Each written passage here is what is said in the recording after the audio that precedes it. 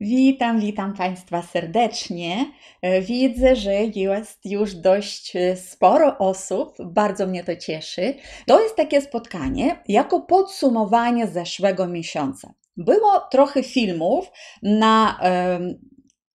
na YouTubie u mnie i wybrałam 4 filmy, pod którymi było dość dużo takich komentarzy, na które ciężko jest odpowiedzieć króciutko w 2 słowach. Dlatego na te komentarze Państwa odpowiem dzisiaj w tym naszym spotkaniu, ale oczywiście na koniec zostawię też czas na Wasze pytania, bo może u Was też pytania tu się pojawią. Ogólnie będą to pytania związane z układem pokarmowym w większości, chociaż będą też parę innych. No jak widzicie, akurat takie tematy były poruszane i takie tematy wywołały największe zainteresowanie, najwięcej pytań było. Takie spotkanie jak dziś postaram się robić regularnie, w miarę raz na miesiąc, jako podsumowanie. Nie zawsze uda się końcówka miesiąca, tak jak teraz na przykład. Końcówka miesiąca, długi weekend, żeby zrobić to w ogóle w niedzielę, to chyba nie. Myślę, że każdy miał gdzieś wyjazd rodzinny. Dlatego dzisiaj, tak jak zwykle wtorki i piątki mam nagrania dla Was, to stwierdziłam, że tak zrobię. I zobaczymy, jak nam wyjdzie dalej, bo jednak zaczyna się taki okres urlopowy. Może nie wszyscy będą mogły też uczestniczyć, ale takie spotkanie zawsze zostaje w nagraniu i gdyby co, to można będzie oczywiście to obejrzeć w nagraniu. Zaletą takich spotkań na żywo to to, że możemy się komunikować, możecie Państwo zadać jakieś swoje pytania, ja na bieżąco mogę na te pytania odpowiadać. I mam do Was przed rozpoczęciem jeszcze taką prośbę. Bardzo Was proszę już w tym momencie postawić łapkę do góry, że jesteście tu ze mną, że będziemy razem komunikować się pod tym wideo, po prostu go polubić, to wtedy YouTube też może większej ilości ludzi pokaże, że jest taki film, że jest raczej nie film, tylko spotkanie na żywo i może jeszcze ktoś do nas dołączy. W ten sposób trochę rozpromujemy nasze dzisiejsze spotkanie. Także już od razu Wam dziękuję za Wasze polubienia. I jeszcze to, co chcę powiedzieć, to takie podziękowanie dla osób, które wspierają mój kanał, które wysyłają pieniądze jako podziękowanie za to, że nagrywam te filmy.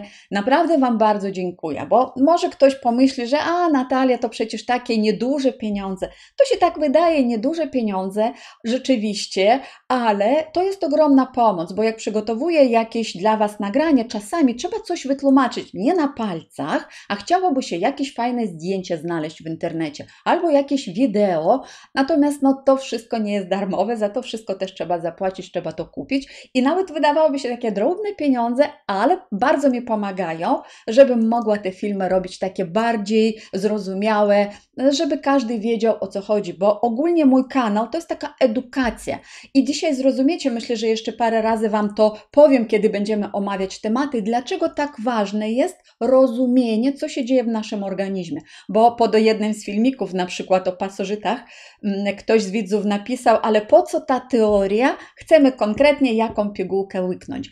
Właśnie nie o to chodzi, kochani, jaką pigułkę łyknąć, bo w internecie, czy to na YouTubie, czy to na jakichś blogach, ogrom jest informacji i bardzo często człowiek sobie słucha i właśnie łyka wszystko, co jest gdzie mówione, nawet nie wiedząc, czy akurat w jego przypadku to się sprawdzi. A później wychodzą, w najlepszej sytuacji po prostu coś nie pomoże. To człowiek tylko straci pieniądze.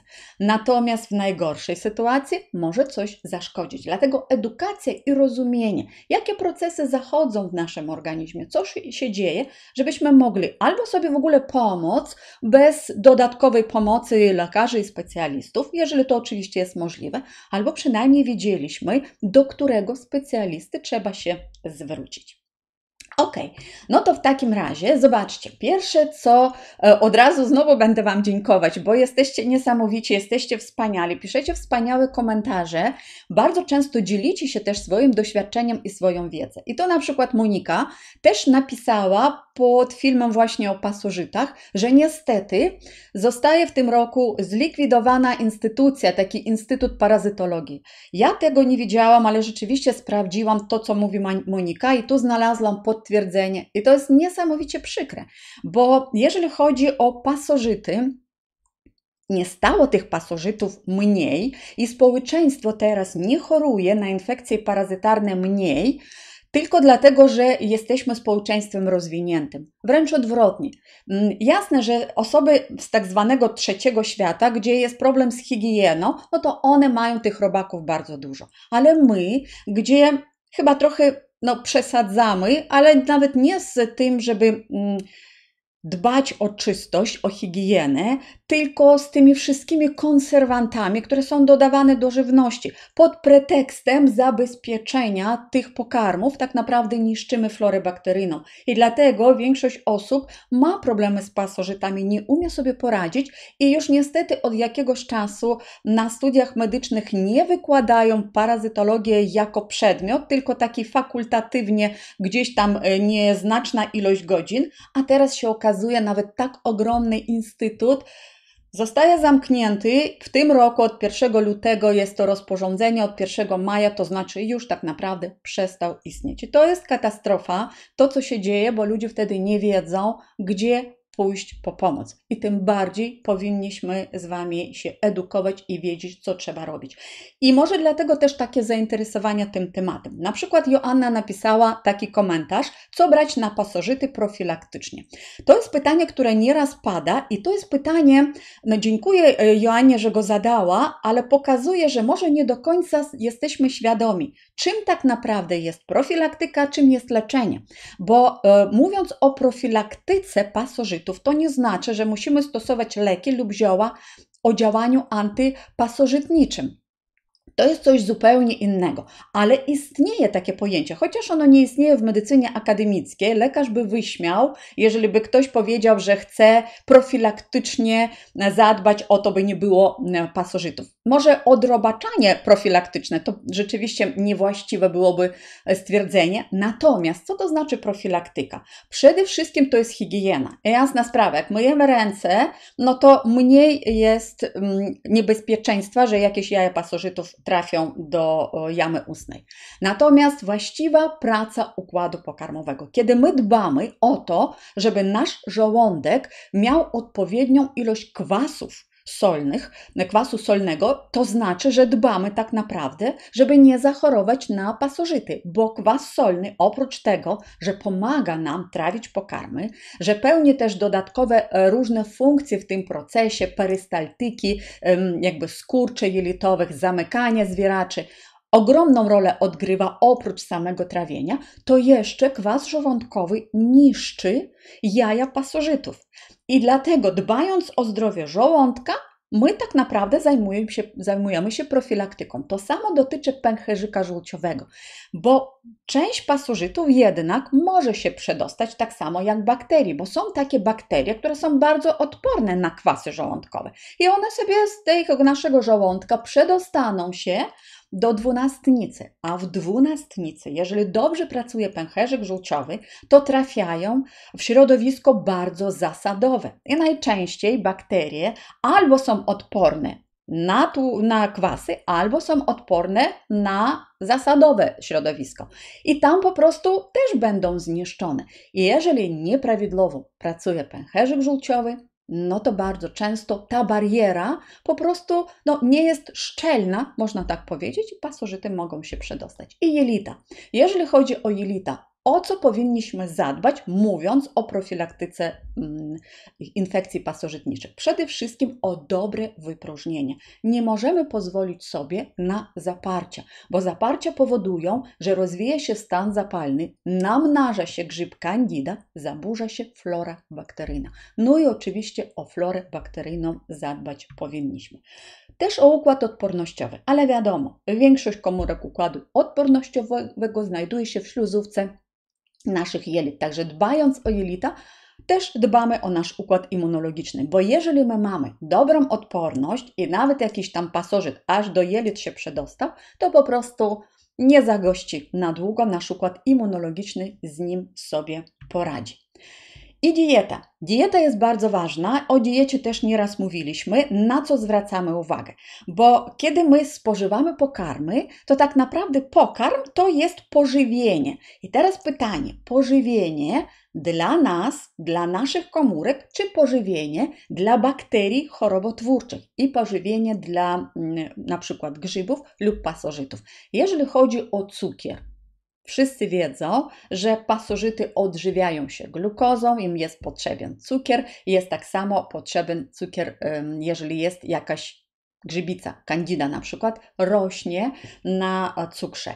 Jak również zwracajmy uwagę, ile spożywamy pieczywa na drożdżach, szczególnie osoby, które candidę już mają. No to pieczywo powinny wyeliminować. I dodajemy profilaktycznie przyprawy. Ja Wam o przyprawach dzisiaj jeszcze trochę powiem, bo znalazłam dość ciekawe badania. Natomiast ogólnie na co dzień takie przyprawy jak czosnek, oregano, tymianek, goździki, które mają to działanie antypasożytnicze, dobrze, żeby były w każdej potrawie. No wszystko, co stosujemy, tak naprawdę, zobaczcie, te produkty możemy dodawać. Do herbaty, do kawy możemy dać goździki. Do innych jakichś potraw, no to jak najbardziej zioła i czosnek. Tu widzę, że pojawiają się pytania. Jeżeli jakieś takie konkretne pytania, to ja Was, kochani, bardzo proszę, tak jak tu Wiesia napisała, napisz, Wiesiu, pod koniec, bo jak będę uciekać tu do pytania i na slajdy, a przygotowałam, wydaje mi się, że nie dużo slajdów, ale wiem, jak potrafię się rozgadać. Nie chcę Was też trzymać tu bardzo długo, także żeby to po prostu nam było sensownie, no to jak najbardziej. Albo zrobię przerwę w procesie i jakieś pytania poodpowiadam, albo na końcu. Teraz kolejne pytanie Justyna napisała w sprawie dzieci. Zobaczcie, myślę, że każdego to będzie interesować, co na odrobaczanie dzieciom w wieku 4-6 lat. Tu oczywiście, zobaczcie, te pytania zawsze na YouTubie, one są niepełne, i wiem, że oczekujecie, żeby dostać taką konkretną odpowiedź. Natomiast to pytanie nie jest konkretne i konkretnej odpowiedzi nie damy, bo co to znaczy odrobaczanie od jakich pasożytów? Tu można coś zupełnie innego doradzić niż to, co jest potrzebne. Chociaż oczywiście, jeżeli chodzi o dzieciaczki w tym wieku, to najczęściej to są albo owsiki, albo glista, no najczęściej owsiki. I wtedy czosnek jest bardzo skutecznym środkiem. Czosnek można używać na różne sposoby. Można po prostu czosnek dodawać, na przykład robimy surówkę.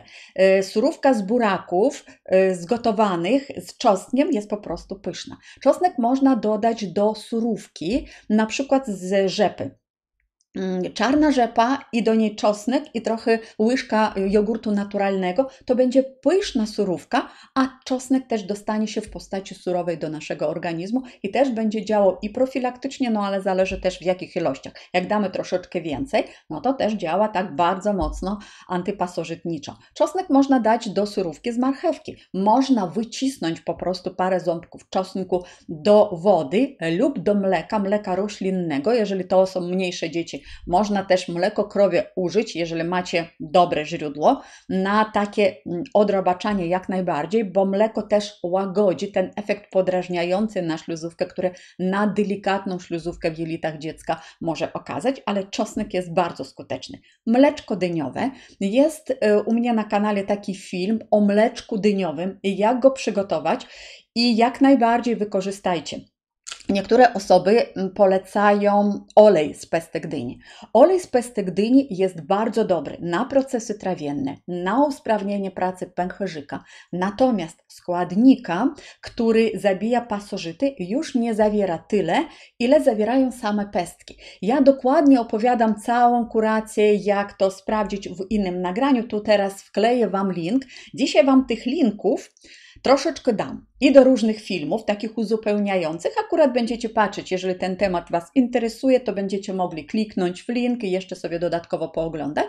I do pewnych produktów, które też polecam, no to też Wam takie linki tu powrzucam. Także tu, jeżeli chodzi o pestki dyni, już link macie, możecie sobie otworzyć, on Wam się otworzy w innym oknie i później sobie obejrzycie.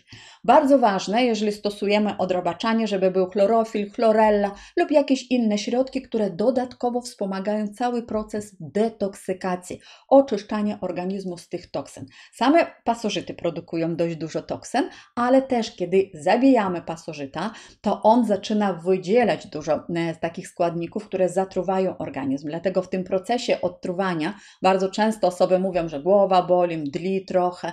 No to żeby tego uniknąć, szczególnie u dzieci, pamiętajcie, chlorofil, chlorella, dużo picia. No mogą być oczywiście inne składniki, takie jak ziemia okrzemkowa, czy na przykład zeolit. Natomiast niesamowicie dobrze się sprawdza w procesie odrobaczania picie surowych soków. Sok z marchwi, sok z buraka, też surowego.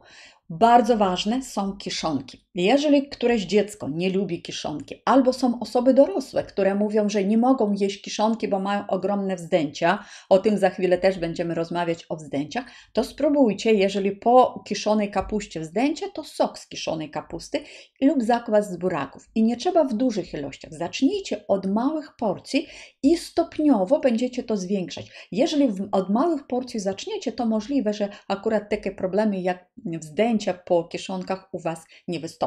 Natomiast te wzdęcia tylko świadczą, że jednak flora bakteryjna jest zaburzona i trzeba tam zrobić porządek. Natomiast jakie ogólnie jeszcze zioła, zarówno dla dzieci, jak i dla dorosłych, mogą być stosowane? Z jednej strony Państwo na pewno o tych ziołach słyszeliście, tak jak Wam tu wypisałam, i wroty, czy piołun, i orzech czarny, i szary orzech, i orzech włoski, czosnek, oregano, tymianek, szałwia. Zobaczcie, te wszystkie zioła my możemy stosować, jeżeli problem występuje. Natomiast jeżeli chodzi o inne naturalne sposoby, na przykład suszone kurki, i one zawierają dwa bardzo ważne składniki i chinomanoza to jest taki składnik, który zabija zarówno dorosłe pasożyty, jak i larwy i jajka, bo rozpuszcza otoczkę jaj pasożytów i to jest bardzo dobry środek. Natomiast ergosterol to jest taki składnik, który jednocześnie odtruwa, dlatego suszone kurki bardzo często w medycynie naturalnej polecają się na odrobaczanie. I teraz jak to zrobić? Ja też mam na kanale filmik o tym, jak suszone kurki można pozbierać, zrobić. Natomiast na co trzeba zwrócić uwagę? Jeżeli Państwo znacie się na grzybach, będziecie sami kurki zbierać, bardzo ważne, że w procesie suszenia, bo to się je na surowo, trzeba je koniecznie wyozonować. Nie wystarczy obrać z ziemi, gdzieś tam trochę oczyścić lub nawet umyć.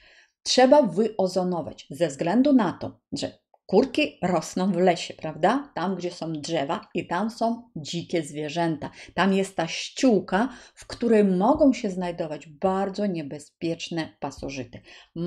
Można się bąblowcem zarazić. Zamiast tego, żeby się odrobaczyć, to można się nabawić tak poważnego pasożyta. Dlatego ozonowanie przed spożywaniem takich produktów na surowo. Lub jeżeli ktoś nie ma takiej możliwości, nie zna się na grzybach, nie zbiera grzyby, nie ma możliwości wyozonowania, możecie kupić produkt gotowy.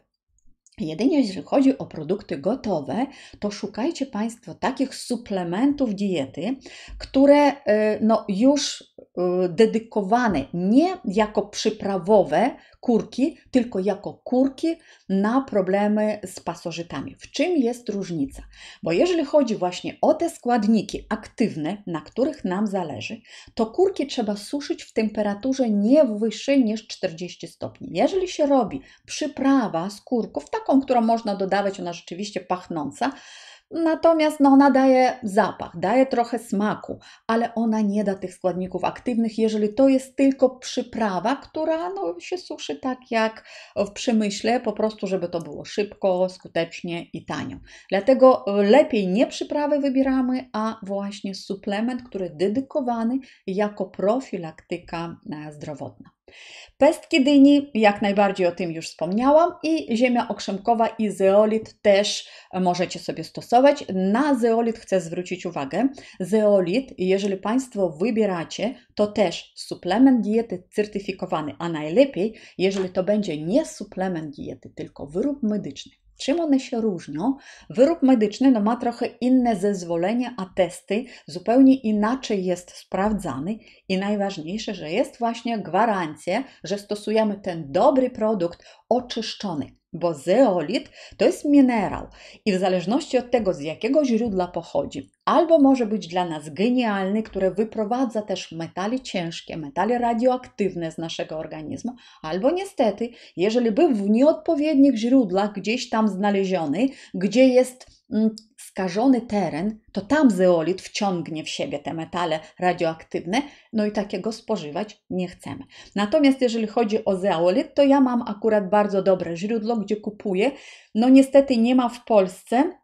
Jakiś czas temu był polski produkt, teraz tu macie link, to jest produkt niemiecki, ale jest dostępny rzeczywiście w Polsce, mają przedstawicielstwo, bo kiedyś w Polsce polska firma produkowała zeolit, ale niestety Sanepid zabronił, powiedział, że na liście produktów spożywczych w Polsce nie ma zeolitu. I muszą uzyskać certyfikat zupełnie inny, co jak to zwykle, jak nie wiadomo o co chodzi, chodzi o pieniądze i to był bardzo, bardzo drogi. Tu ktoś pisze błąd, nie wiem w którym linku jest błąd, to napiszcie. Jaki tam jest błąd, to może znajdę inny link. Ok, bakteria Helicobacter, to o tym też powiem. Dobra, ale jak nie odpowiem, to bardzo proszę, napisz mi później jeszcze raz to pytanie pod koniec. Teraz tak, pani pyta tu u mnie, pani Grażynka, tak, że sposób na leczenie nużeńca, lambli i przywry. I teraz zobaczcie, jeżeli chodzi o leki, bo czasami trzeba zastosować lek. Ja ogólnie uważam, że są sytuacje, kiedy lek jest konieczny, a są sytuacje, które można poradzić sobie ziołami. Jeżeli chcemy zastosować lek, który jest dość skuteczny, bardzo krótko go się stosuje i rzeczywiście w dużej inwazji pasożytniczej lub kiedy nie ma możliwości stosowania ziół, zioła na pasożyty są dość gorzkie i czasami na przykład moi klienci mówią, no nie da się dziecka przekonać, nie chce i koniec, to można zastosować taki lek. Na przykład Perantelum to jest lek bez recepty, albo może być w postaci kapsułek, albo może być w postaci tabletek, albo w postaci zawiesiny. Szczególnie on poleca się na owsiki. Można też próbować na glistę ludzką, ale na owsiki naprawdę jest skuteczny. Jeżeli chodzi o mechanizm działania leków, on też jest różny i tu też trzeba na to zwracać uwagę. Niektóre leki działają w ten sposób, że one blokują przewodnictwo tak zwane nerwowo-mięśniowe. Można powiedzieć tak, paraliżują tego pasożyta na chwilę, ale lek nie działa wiecznie, on ma określony czas działania. Sparaliżowany pasożyt nie jest w stanie się przyczepić do ścianki naszych jelit, a to znaczy, że w procesie wypróżniania my go bardzo ładnie wydalimy.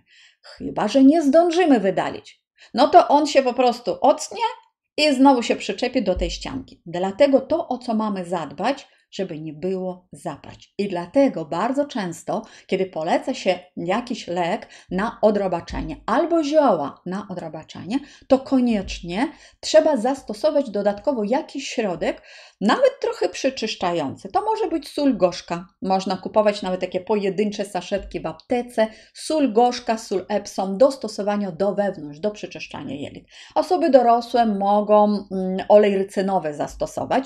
Może dla dzieci niekoniecznie, no bo różnie może zadziałać.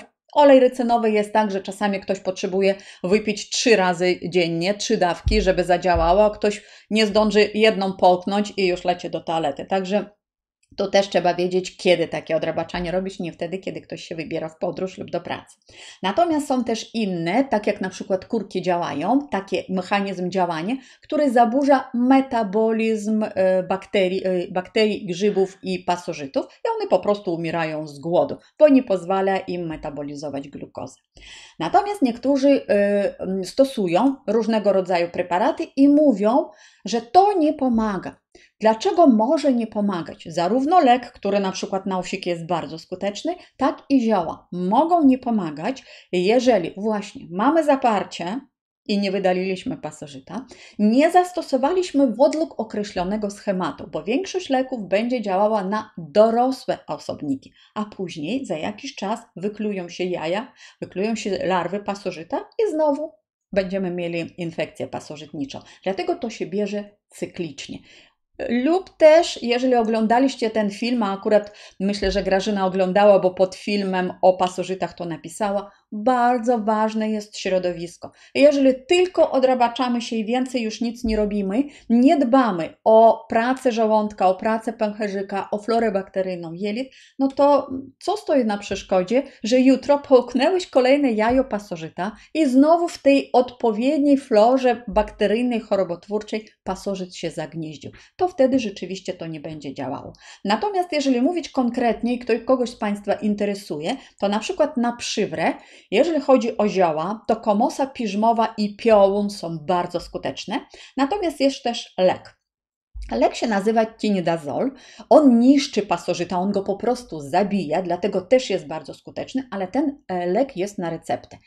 I może i dobrze, bo każdy lek ma swoje skutki uboczne. Natomiast niektóre osoby podejrzewają, że na przykład mają przywrę lub lamblię, a nie wiedzą na 100%. W jednym z nagrań, w filmie, ja mówiłam, jak zrobić diagnostykę. Diagnostyka skału może jest mało skuteczna, no chyba że będziemy regularnie pobierać te próbki kału, regularnie nawet obserwować i zauważymy jaja pasożytów lub czasami nawet pasożyta, to bardzo skutecznym badaniem jest badanie tak zwane serologiczne, badanie z krwi. Problem jest tylko w tym, że nie da się pójść do laboratorium i powiedzieć: zróbcie mi badanie z krwi na pasożyty, bo zadadzą Wam pytanie, na jakiego pasożyta chce Pani zrobić, czy Pan chce zrobić badanie. Bo każdy pasożyt, jakby odpowiedź naszego organizmu na to, że jest pasożyt w organizmie w naszym, no to jest produkcja przeciwciał. I te przeciwciała będą różne w zależności od tego, jaki jest pasożyt. I w tych testach serologicznych musimy po prostu wiedzieć, czego szukamy. Natomiast jak podejrzewamy, że są przywry, po prostu mówimy: chcę zrobić badania na przywrę, badanie krwi. I wtedy, jeżeli to się potwierdzi w badaniu, z takim badaniem, jak przejdziecie do lekarza, nie będzie problemu, żeby dostać receptę. Natomiast na nużeńce też Grażyna pyta. Jeżeli chodzi o nużeńce, szczególnie które atakują nam skórę na twarzy najczęściej, skórę głowy, w oku mogą być, no to się stosuje okłady z solą, okłady z ziół, o których już mówiliśmy. Wszystkie zioła, które działają antypasożytniczo, mogą być stosowane. Czy to będą krople i okłady do oka, czy to będą okłady na twarz, jak najbardziej, i maści z siarką. Tak samo jak suplementy z siarką, to też będą bardzo skutecznie na nas działały, także warto je stosować, jeżeli ktoś ma, tak samo jak suplementy z krzemem, żeby pozbyć się pasożytów jelitowych. Tu ogólnie można byłoby bardzo dużo o każdym pasożycie mówić, ale szanowni Państwo, mam na kanale już całą playlistę wideo na temat różnego rodzaju pasożytów i co trzeba zrobić, co na glizdę, co na owsiki, jakie leki, jakie zioła. Także jeżeli konkretnie poszukujecie odpowiedzi, to teraz Wam link wrzucam, no całą playlistę widzicie, już jest. Też możecie kliknąć, wszystkie filmy naraz Wam się otworzą i sobie poprzeglądacie albo wszystkie po kolei, albo wybierzecie akurat te, które będą Was interesować. Natomiast to, czego nie mam, i tu akurat nam Gunia napisała, co zrobić z bąblowcem. Nie mam na temat bąblowca wideo, dlatego w 2 słowach tu powiem. Jeżeli chodzi o bąblowicę, to jest choroba odzwierzęca, która się wywołuje przez tasiemca. Właśnie to, co Wam mówiłam. Można się zarazić od zwierząt domowych, ale przede wszystkim od zwierząt dzikich. Jeżeli zbieramy grzyby, uważajmy. Myjmy dobrze ręce i nie spożywajmy na sucho, czy na surowo, jeżeli tego nie wyozonowaliśmy. To jest bardzo niebezpieczny pasożyt, bo on tworzy w naszym ciele cysty. Tworzy je w różnych organach i one mogą być malusieńkie, kilka milimetrów, a mogą być nawet do 30 cm. Czy możecie sobie wyobrazić? 30 cm średnica? Oj, to chyba nawet taka. Taka cysta może być w naszym gdzieś ciele, mogą być w różnych miejscach, mogą być w wątrobie, tam najczęściej się pojawia, ale też w różnych innych organach, może być w płucach, może być w mózgu. I taka bąblowica bardzo często, no niestety jak w mózgu taki bąbel Wam się utworzy albo gdzieś, nie Wam, komuś gdzieś utworzy się albo w wątrobie, no to trzeba tylko usunąć. Natomiast są też na to środki, bo zwykle lekarze badają to przy pomocy USG. Problem jest tylko w tym, że bardzo często jest mylone z nowotworem, no bo jest nie to cysta, nie to guzek, nie to torbiel. Coś jest, co widzą na USG i jeżeli to jest rozsiane po całym ciele, no to pierwsze co przychodzi na głowę, że to jest nowotwór. A jak się sprawdza po 2-3 miesiącach, a to się rozsiewa, no to się uważa bardzo często, że to jest nowotwór z przerzutami. Różne są sposoby, żeby to zbadać. Najlepszym sposobem, najbardziej bezpiecznym, znowu takie, to jest badanie krwi. I jeżeli u kogoś jakieś gdzieś albo cysty, albo torbiele są, to zróbcie sobie taki test na przykład na bąblowca. Co to szkodzi zrobić takie badanie? Bo na przykład innym rodzajem jest nakuwanie, co jest bardzo niebezpieczne. Co jak pęknie, a tam jest ogromna ilość tych pasożytów, które nam się rozlazą później po organizmie. No i jeżeli chodzi o leczenie takie chirurgiczne, to zwykle lekarze stosują różne mocne środki, takie chemiczne, farmakologiczne, które nawet w procesie samego zabiegu operacyjnego, żeby unieszkodliwić tego pasożyta. Natomiast receptę można dostać, jeżeli potwierdzi test serologiczny od lekarza, na lek, który się nazywa Jomesan. Bardzo skuteczny lek, a wspomaganiem takim naturalnym jest olej z czarnuszki. Olej i olejek z czarnuszki. Zawierają one tymochinon, to jest składnik aktywny, który ma działanie ogólnie bardzo pozytywne na nasz organizm, ale też zabija pasożyty. I słuchajcie, te badania, które ja znalazłam, na przykład zobaczcie, tu jest badania na temat olejku, nie oleju, tylko olejku eterycznego. I właśnie jest tu cały opis, że w zabiegach chirurgicznych wykorzystywany był olejek 10%, żeby unieszkodliwić tych pasożytów i wyniki są genialne. My do spożywania do wewnątrz niekoniecznie olejek będziemy stosować, tylko raczej olej i o jego działaniu przeciwpasożytniczym też jest badanie kolejne. Tu jest o samym oleju, widzicie Nigella sativa, to jest nasza czarnuszka, albo też wyciągi jeszcze z różnych glonów, bo nie tylko czarnuszka tak będzie działała. I są badania, które pokazują, że czarnuszka może nam się sprawdzić w wielu różnych dolegliwościach. Ja na kanale już mam filmik na temat tego, jak zrobić samemu, jak tłuc taki olej z czarnuszki w domu i też możecie obejrzeć, na co ta czarnuszka jeszcze działa dodatkowo. Natomiast jeżeli ktoś w domu nie ma takiego urządzenia, a ono chyba nawet nie jest jakieś bardzo drogie i jeżeli ktoś chce mieć swoje takie oleje, czy to olej lniany, ja na przykład najczęściej to robię olej lniany, z czarnuszki raz na jakiś czas, no to jak najbardziej możecie takie urządzenie mieć, ale no nie każdy ma, nie każdy też chce mieć, ale żeby kupować taki olej, można gotowy, jednak nie w supermarketach.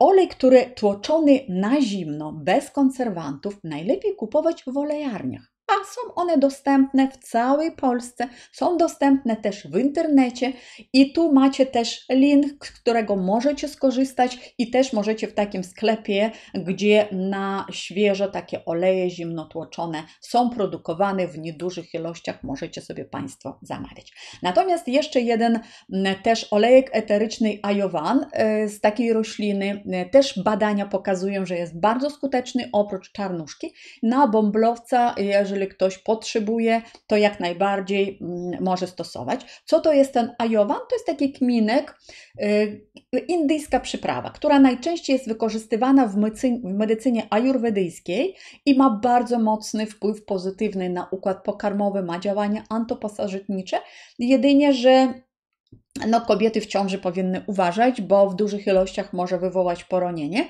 ale z drugiej strony kobiety w ciąży w ogóle nie powinny się odrobaczać. Są małe wyjątki, ale tylko pod kontrolą lekarza. Musimy o tym pamiętać, bo kobieta w ciąży, kobieta karmiąca. W momencie, kiedy odtruwamy się, jeszcze raz to powtórzę, bardzo duża ilość toksyn przedostaje się do naszego krwiobiegu. Stokiem krwi to się dostanie po prostu do dziecka, jeżeli mama jest w ciąży, i do mleka, jeżeli jest to matka karmiąca. Absolutnie nie chcemy truć dziecka. Także tu już trzeba zaczekać i w innym okresie zastosować taką terapię, ale jasna sprawa, że różne są sytuacje i wtedy konsultujemy się po prostu z lekarzem. To jeżeli chodzi o pasożyty. Kapsułki Justyna bierze z czarnuszki. Też można, owszem, no jakby jak bierzemy olej, To w kapsułce jest znacznie go mniej niż w łyżeczce, ale on jest dość nieprzyjemny w smaku i wiele osób stosuje to w kapsułkach. Takie było pytanie pod jednym z filmów. Co jest na chorobę Crohna? Obiecałam, że nagram filmik i na pewno nagram, zapisałam to już na listę. Natomiast to, co jest w 2 słowach powiem, bo to na temat choroby Crohna trzeba by było mówić naprawdę kolejną godzinę. Uważa się za chorobę autoimmunologiczną. Jeżeli chodzi o te choroby autoimmunologiczne, jest tak dużo teorii, co to w ogóle jest i czy rzeczywiście one istnieją i jak to funkcjonują, czy naprawdę nasz układ immunologiczny niszczy te komórki. Jednak jakby tam nie robione były te wszystkie badania, bardzo mało jeszcze znamy swój własny organizm. Natomiast wiemy, co można zrobić, co pomaga, co daje efekty. Efekty daje dieta eliminacyjna, kiedy wyrzucamy te produkty, które szkodzą, a czujemy, że nam szkodzą. Na pewno trzeba odstawić produkty, które wywołują reakcje alergiczne. Najczęściej reakcje alergiczne wywołują cytrusy, czekolada, gluten, oczywiście odstawiamy cukier, to na to trzeba zwracać uwagę. Produkty smażone, produkty przetworzone, to już w ogóle wykluczamy, bo przy chorobie Crohna powstaje stan zapalny mocny, owrzodzenia na śluzówce, nie zachodzą prawidłowo w ogóle procesy trawienne. Ciepłe picie jest obowiązkowe i usprawnienie pracy, już nie będę tego powtarzać, dlaczego to jest takie ważne, ale to jest bardzo ważne, żeby usprawnić pracę żołądka i ilość kwasów żołądkowych, kwasu solnego, żeby dobrze zachodziły procesy trawienne. Niektóre osoby myślą, że żołądek jest tylko po to, żeby on nam strawił pokarmy i on to wszystko strawi i wszystko w porządku, to jest tylko jego funkcja. To nie do końca tak, bo proces trawienny zaczyna się w jamie ustnej. I jeżeli my nie pogryziemy pokarmy dobrze, szczególnie węglowodany, to w niestrawionej postaci one będą się przedostawać do jelit, gdzie jest bardzo wrażliwa śluzówka. Jelita już powinny dostać prawie gotowy produkt, jeżeli chodzi szczególnie o węglowodany. Dlatego musimy bardzo mocno je rozdrobnić, mocno gryźć, żeby była odpowiednia ilość też śliny. W żołądku my trawimy częściowo białka. I też bardzo ważne jest, żeby te białka były strawione maksymalnie. Dlatego dobrej jakości białko w niedużych ilościach też spożywamy, nie przeładowujemy swojego żołądka, żeby on miał w ogóle możliwość to wszystko przerobić.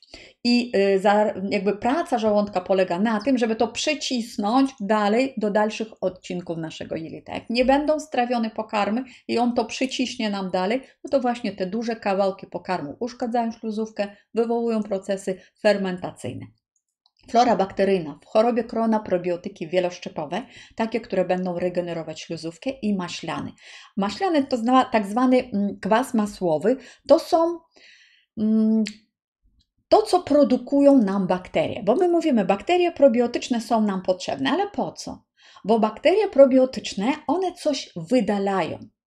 Chorobotwórcze wydalają toksyny, które nas zatruwają, a te probiotyczne, pożyteczne wydalają różne składniki. Niektóre produkują witaminy z grupy B, niektóre produkują kwasy masłowe, które regenerują naszą śluzówkę. Niektóre pomagają trawić białko, inne pomagają trawić mleko i tak dalej.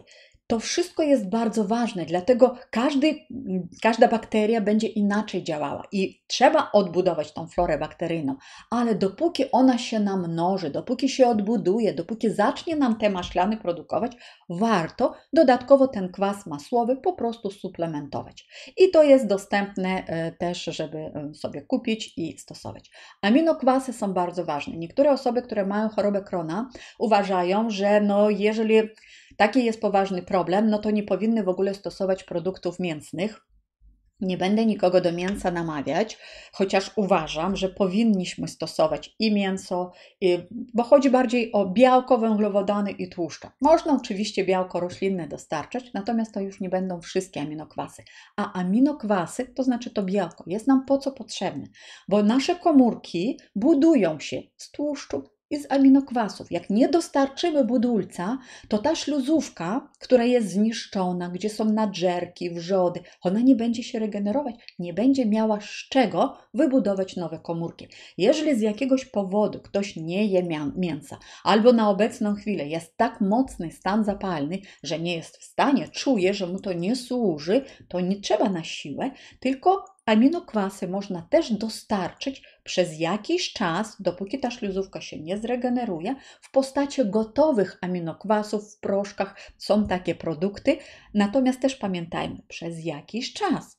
Jak się zregeneruje, wracamy do normalnego żywienia, do normalnych potraw. I oczywiście redukcja stresu. Większość moich klientów, którzy mieli chorobę Crohna, oni mówią o tym, że zawsze tak było. Trochę stresu i nawrót choroby. Dlatego redukcja stresu to jest podstawa. O tym kilka filmów jest i na pewno jeszcze kilka nagram. Kolejne pytanie, to już jest inny temat. Tu był temat o chrapaniu i było takie pytanie, które związane z małym dzieckiem. Synek 5 lat chrapie, jest to trzeci migdał i jest proponowany zabieg. I było pytanie, co to można zrobić. I tu, kochani, jest taka moja odpowiedź. Po pierwsze, trzeba oczywiście porozmawiać z lekarzem i wyjaśnić, w jakim stopniu zaawansowania jest ta dolegliwość. Bo jeżeli jest trzeci migdał, trzeba z nim walczyć w sposób naturalny, owszem, ale czasami stan już jest tak zaawansowany, że u dziecka non-stop pojawiają się mocne stany zapalne uszu i dziecko zaczyna tracić słuch. Jeżeli stan jest już tak zaawansowany, to bardzo często zabieg jest nieunikniony, żeby dziecko nie miało później takiego trwałego ubytku słuchu. To jest bardzo poważne. Natomiast do tego nie trzeba dopuścić, a żeby nie dopuścić, to w każdej sytuacji, jak tylko się pojawił stan zapalny w naturalny sposób, trzeba usuwać zapalenie i obrzęki, które się pojawiają na śluzówkach. Dlatego płukanie gardła i krople do nosa. Jeżeli chodzi o trzeci migdał, on znajduje się w nosogardzielu. Tu też nie wszyscy sobie zdają sprawę, gdzie on jest, ten trzeci migdał.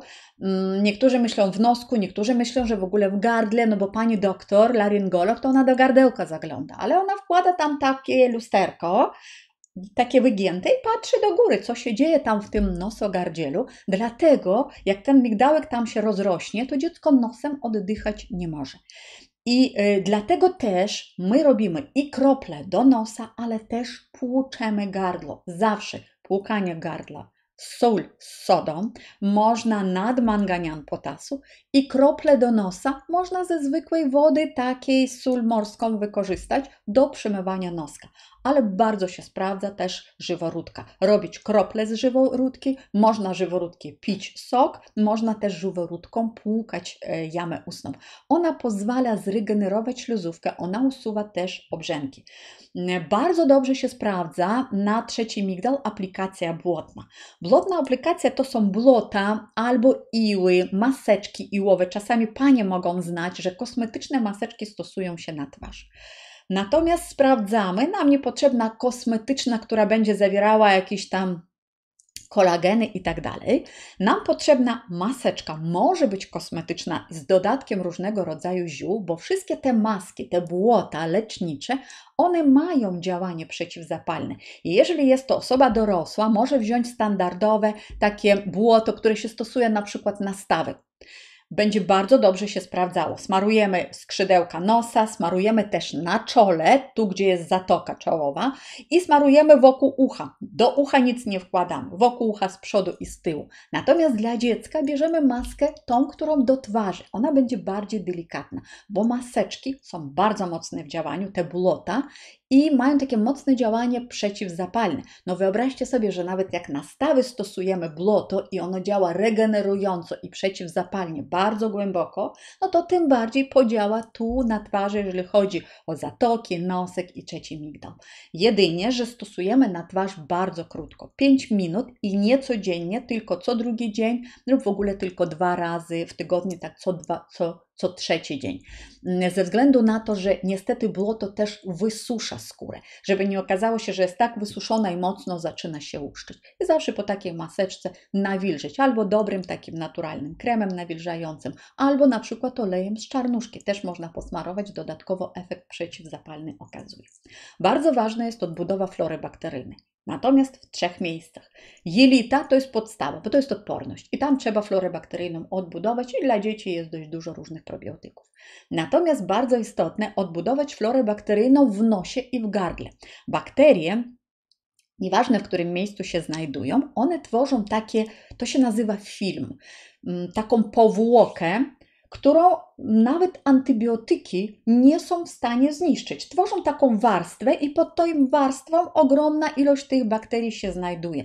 I lekarze czasami polecają jeden, drugi, trzeci probiotyk, antybiotyk i ludzie mówią, stosuję antybiotyki, mi to nie pomaga, bo nie są w stanie zniszczyć ten film, tą ochronną barierę, które bakterie tworzą.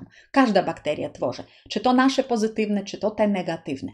Natomiast jak już mamy te chorobotwórcze bakterie, żeby ich się pozbyć, to co może zniszczyć tą barierę, to tylko inne bakterie, te probiotyczne.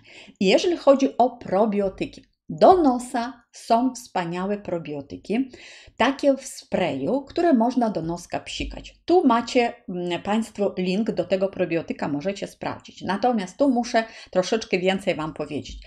Dla osób dorosłych jest po prostu genialny, nieważne jaki to jest problem.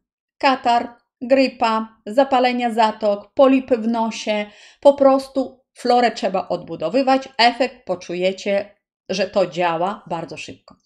Natomiast on jest tak mocny w działaniu, że łzy wyciska. Jak to jest malutkie dziecko, 5-letnie, to trzeba ten produkt rozczęcić. Ja już to wiem z doświadczenia, bo nieraz stosowałam u siebie, u swoich klientów. W opakowaniu jest płynny probiotyk, wylewamy do innego, czystego, najlepiej sterylnego pojemniczka, którego później szczelnie zamkniemy i włożymy do lodówki.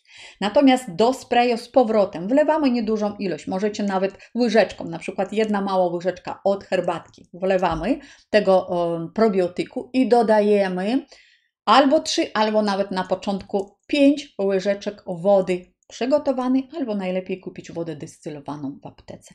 I takim rozcieńczonym roztworem, żeby on był delikatny, będzie to działało odrobinkę wolniej, natomiast nie będzie to piekło dziecku i ono pozwoli, żebyście regularnie to stosowały w ciągu dnia 4-5 razy, psiknąć do noska. Niesamowicie dobre daje efekty. Jeżeli chodzi o spreje do gardla, to w tej samej firmie, bo to jest bakteria narine, też są spreje do gardla. Też są genialne na wszystkie takie sprawy i też są niesmaczne. Dlatego ja osobiście, jeżeli chodzi o dorosłych, to mówię spray. Chcesz stanąć na nogi przy grypie, weź sobie ten spray do gardla. Natomiast jeżeli chodzi o dzieci, to jednak dla dzieciaczków polecam zupełnie innego producenta. Takie probiotyki w tabletkach do ssania. Bardzo smaczne, jak cukierek. Też co trzeba o tych produktach wiedzieć? O tych tabletkach do ssania. Tabletki do ssania z probiotykiem, tak samo jak wszystkie spreje, które psikamy. Po tym nic nie pijemy i nic nie jemy.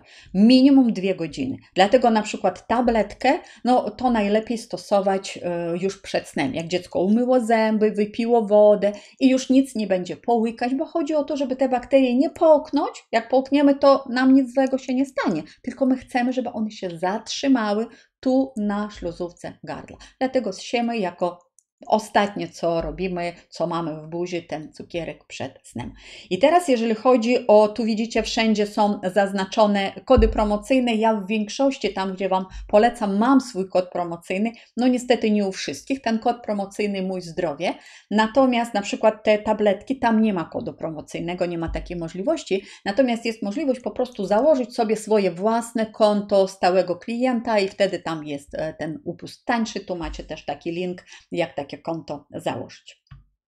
Co jeszcze warto stosować na wszystkie przerosty? Czy to będzie migdałek ten trzeci, czy to będą migdałki podniebne? Obowiązkowo jest omega-3 dla dorosłych i dla dzieci. Obowiązkowo jest cynk. Przy tym, że jeżeli omegę musimy suplementować, to cynk możemy dostarczyć z pożywieniem. Pestki, dynie, migdały, fasola biała, wątróbka, czy to będzie wątróbka kurczaka, czy jakakolwiek inna, może być wołowa, nie ma problemu, ale wątróbka rzeczywiście cynku zawiera bardzo dużo. Witamina C, witamina D musimy suplementować i bardzo dobrze, jeżeli w diecie będzie odpowiednia ilość selenu. Selen suplementować nie musimy, szczególnie u dzieci wystarczy, że orzechy brazylijskie, 2-3 do 5 orzechów dziennie, po namaczaniu oczywiście i dostarczymy odpowiednią ilość selenu. Teraz tak, jeszcze tu sprawdzę, akurat o ostropeście, tu nam Aneta pisze. Okej, dobrze, to jeszcze później o tym porozmawiamy. Ale tu właśnie jest też pytanie, czy ostropest plamisty ma podobne działanie, jeżeli chodzi o kocankę, bo to był pod kocanką jako środek żółciopędny, rozkurczowy na zastój żółci polecany. Powiem tak, ostropest ma trochę podobne działanie. Natomiast zobaczcie, jeżeli chodzi o nasiona ostropestu, one regenerują miąższ wątroby, usuwają stany zapalne, pobudzają produkcję żółci, pobudzają produkcję kwasu solnego. Ogólnie ostropest jest bardzo dobry. Natomiast to, co akurat nam Aneta napisała, ile by trzeba było brać tego ostropestu? Trzeba by było brać go regularnie, w dużych ilościach, w umiarkowanych ilościach, ale chodzi o to, żeby dłużej go brać, żeby uzyskać efekt. Ale jeżeli chodzi o efekt żółciotwórczy i żółciopędny, lepiej działa olej z ostropestu. Tam będą te składniki bardziej skoncentrowane. Są też ekstrakty roślinne. Jeżeli ktoś ma poważniejszy problem, to ostropest może później stosować jako zioło podtrzymujące już stan, a do wyregulowania stosujemy ekstrakty roślinne.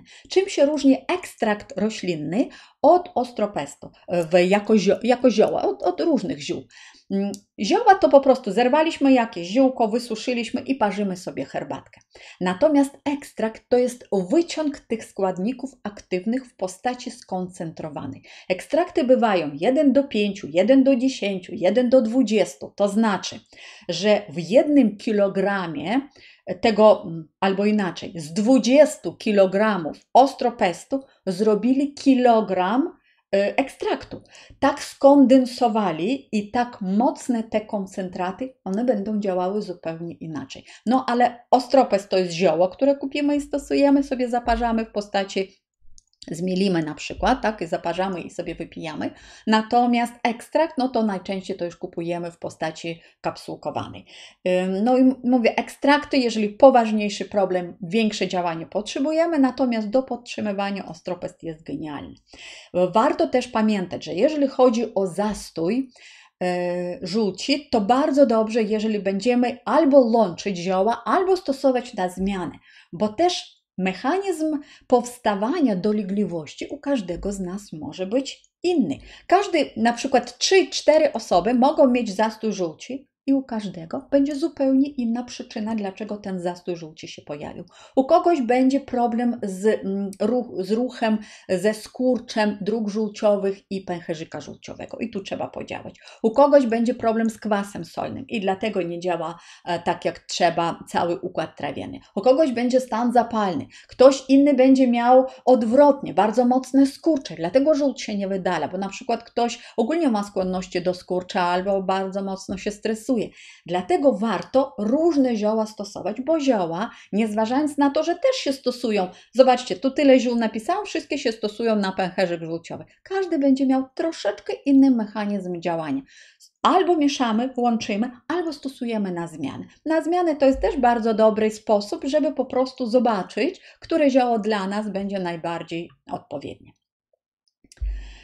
Tu jest też takie pytanie, Karola napisała. Mam chyba zastój żółci, bo rano po przebudzeniu gorycz w ustach i zamówiłam kocankę. I teraz zobaczcie, kochani, to jest to, od czego zaczęłam dzisiaj nasze spotkanie, bo kiedy my nie do końca rozumiemy, jaki jest mechanizm powstania różnego rodzaju problemów. Ja wiem, że Państwo nie musicie być po medycynie, po naturopatii i we wszystkim się orientować, ale chodzi mi o to, żeby takie podstawowe rzeczy jednak Państwu przekazać na takich naszych spotkaniach, bo na przykład gorzko w ustach może być z różnych powodów.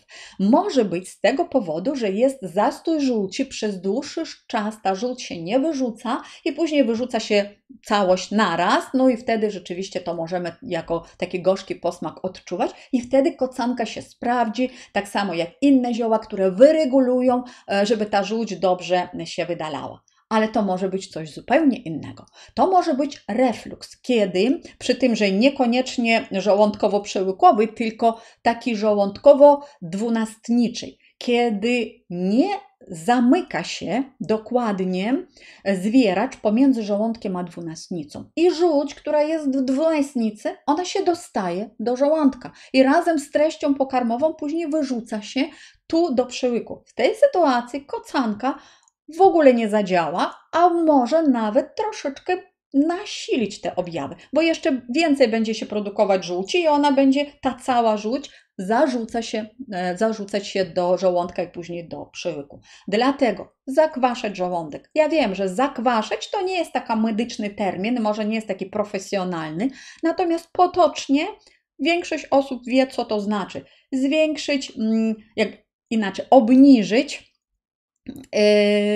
pH, które jest w żołądku. Tak, to jest ostatni filmik, który był o pH, jak go sprawdzić, żeby rzeczywiście było bardzo kwaśne, bo kiedy jest kwaśne pH w żołądku, lepiej pracują zwieracze. Zwieracz wtedy się zamknie między żołądkiem a przełykiem i ta żółć, nawet która się dostała gdzieś tam do żołądka, to ona się nie cofnie, nie będzie tego gorzkiego smaku. A jeżeli dobrze zakwaszony żołądek, dobrze pracuje cały proces trawienny, to drugi zwieracz, który jest też między żołądkiem a dwunastnicą, też będzie dobrze zamknięty. W ogóle żółć nie będzie się dostawać, bo dostawanie się żółci do żołądka może grozić powstawaniem nadżerek i wrzodów żołądka. Oczywiście bardzo dobrze trzeba gryźć pokarmy. To jest taka wskazówka na już, jeżeli coś takiego odczuwamy, żeby te pokarmy nie zalegały, żeby one lepiej się trawiły. No a zakwaszamy, no to Państwo myślę, że wiecie, jeszcze o tym też powiem, to jest sól, to są na przykład sok z cytryny. Jeżeli ktoś ma kamienie, tu nas pisze Izabela, to czy można je usunąć z pęcherzyka? I podobne pytanie też jest, jakie zioło na rozbicie kamieni. I teraz, kochani, zioła. No, może powiedzmy tak, od początku, jeżeli chodzi o kamienie w pęcherzyku żółciowym, one mogą być różne. Mogą być malutkie, które można wypędzić, mogą być bardzo duże, mogą być ogromne, które po prostu nie ma ludzkiej siły, żeby wyszły. Dlaczego? Dopóki ich nie rozdrobnimy, bo ten przewód, główny przewód żółciowy, który żółć z pęcherzyka wyprowadza, on ma średnicę 4 mm. Możecie sobie wyobrazić, to jest cieniutkie, 4 mm. Jak ktoś ma kamień 5 cm, to jakim cudem on przez te 4 mm przejdzie? Nie przejdzie. I dlatego, kiedy mówiłam na przykład w wideo o kocance, że ona ma mocne działanie takie żółciopędne, ona będzie gonić tą żółć. Jeżeli tam są duże kamienie, to ona będzie też wypychać ten kamień. Jak ona go wypchnie? Nie ma takiej możliwości. Pojawiają się bóle, bo też pojawiło się takie pytanie pod wideo, a na internecie ludzie polecają kocankę, a ja mówię, że przy kamieniach niekoniecznie. Właśnie o to chodzi, że jeżeli kocanka poleca się przy kamieniach, to ona zawsze jest składnikiem mieszanki. Jak bierze się 5-6 ziół i między nimi jest kocanka, to jej ilość, jej proporcja nie jest taka duża. Ona będzie działała żółciopędnie, bo oczywiście żółć trzeba wyprowadzać, tylko nie będzie działała tak mocno, że zablokuje nam przejście tych dróg żółciowych. Także tu trzeba na to zwracać uwagę. I tu zobaczcie, tu są wszystkie zioła, które napisałam. To ogólnie są zioła, które polecają się w kamicy żółciowej. Bardzo często w połączeniu, właśnie dlatego, że jedne z nich będą działały rozkurczowo, żeby rozszerzyć trochę te drogi, albo jeżeli ktoś ma skurcz. Drugie będą działały przeciwzapalnie, trzecie będą działały żółciopędnie i tak dalej. Natomiast też trzeba pamiętać, że kamienie są dwóch rodzajów. Są kamienie cholesterolowe, takie mięciutkie, a są kamienie, które są tak zwane uwapnione. One są twarde. I taki kamień, no, bardzo trudno nawet jest rozpuścić. Natomiast to, co do takich kamieni cholesterolowych poleca się, to jest taki kwas, kwasy żółciowe to się nazywa. Ursodeoksycholowy kwas to może być w postaci suplementu, trzeba poszukać. Szczerze Państwu powiem, że nie zawsze się udaje znaleźć w postaci suplementu. Bardzo często jest w postaci leków, a na leki trzeba receptę. Natomiast jeżeli macie zdiagnozowane kamienia, jak nie macie zdiagnozowane, po prostu zrobić USG wątroby, no to wtedy lekarz Wam taki lek zaleci. I to jest lek, który rzeczywiście przy długim stosowaniu, nawet pół roku to się stosuje, on stopniowo te kamienie cholesterolowe rozpuszcza i nie pozwala, żeby się rozrastały. Natomiast nie stosuje się tylko ten kwas, stosuje się kwas i zioła i dieta oczywiście. I bardzo ważny to jest ruch. Wiecie Państwo, że statystycznie kamicę żółciową mają studenci, którzy bardzo dużo siedzą przy swoich zajęciach, przy komputerach, pracownicy biurowi, którzy ciągle siedzą przy biurku i emeryci, którzy zaczynają z wiekiem mniej się ruszać. Niektórzy mówią, bo z wiekiem pojawiają się problemy. Owszem, z wiekiem mogą się różne problemy pojawiać się, które też powodują, że te kamienie mogą się gromadzić, bo występuje ten zastój żółci, ta żółć bardzo gęsta, później z niej właśnie te kamienie tworzą się. Natomiast bardzo istotny jest ruch. Kto mocno się rusza, dużo się rusza, najczęściej tej kamicy nie będzie miał. Są wyjątki, są inne też powody. Natomiast zobaczcie, jeżeli bezruch powoduje kamienie, to ruch powoduje, że one nie rosną i lepiej też się rozpuszczają, bo żółć się robi bardziej płynna. Ja podawałam też w tych wideo, to Państwo sobie możecie obejrzeć jeszcze, o których teraz mówię, o tym zastoju żółci, jakie ćwiczenia robić, jak odblokować też przyponę i dokładnie to samo, redukcja stresu. Kiedy się denerwujemy, większość osób mówi, że tu cały mnie taki skurcz złapał, wszędzie. No to drogi żółciowe też są takie i pęcherzyk nie będzie rozluźniony. I na konsystencję żółci też pamiętacie, że wpływa, ile płynów pijemy. Także trzeba pić płyny i bardzo ważne zwrócić uwagę, jaką mamy wodę. Jeżeli wodę mamy zbyt twardą i zawiera ona soli wapnia i soli żelaza, to jeżeli macie w domu jakiś filtr, to wiecie, jaki kamień tam się tworzy w filtrze. Jeżeli mamy taką twardą wodę, powinniśmy ją filtrować. Przynajmniej takim najzwyklejszym filtrem węglowym, żeby jednak tego osadu dodatkowo nie spożywać. I teraz podam Wam jedną mieszankę. Ja mam taki poradnik Ziołolecznictwo dla lekarzy pod redakcją profesora Ożarowskiego. Wspaniały człowiek, wspaniała książka. Owszem, trochę może tam medycznym terminem napisane, ale z tej książki wyciągnęłam dość fajne przypisy. I to, co profesor Ożarowski podkreśla, że jeżeli chcemy wydalić kamienia żółciowe, nie jedno ziółko, i nie po prostu dieta, tylko wszystko razem. Dieta, ruch i mieszanki ziołowe, które zobaczcie, mają działanie rozkurczowe, żółciopędne, łagodzące ból, łagodzące stany zapalne, usprawniające przepływ żółci oraz kurczliwość pęcherzyka żółciowego i zwieracza Odiego. Wszystko musi być razem. I pan profesor na przykład podaje taką mieszankę. Tu macie mniszek, nagietek, tatarak, kminek, krwawnik, stokrotka. Specjalnie napisałam Wam nazwę łacińską, bo tu nie jest rumianek. Niektórzy mylą stokrotki z rumiankiem, to jest inne zioło. Kocanka. Te wszystkie zioła mieszamy w równych proporcjach i mamy taką mieszankę, którą możemy stosować. I możemy taką mieszankę stosować też raz na jakiś czas profilaktycznie, jeżeli odczuwamy, że gdzieś tam ten zastój żółci u nas występuje. Jak taką mieszankę później wykorzystać? 2 łyżki ziół trzeba zagotować, bo robimy odwar. 2,5 szklanki wody. Gotujemy 2 minuty, później na 15 minut odstawiamy pod przykryciem, żeby się naciągnęło, przecedzamy i trzymamy w termosie.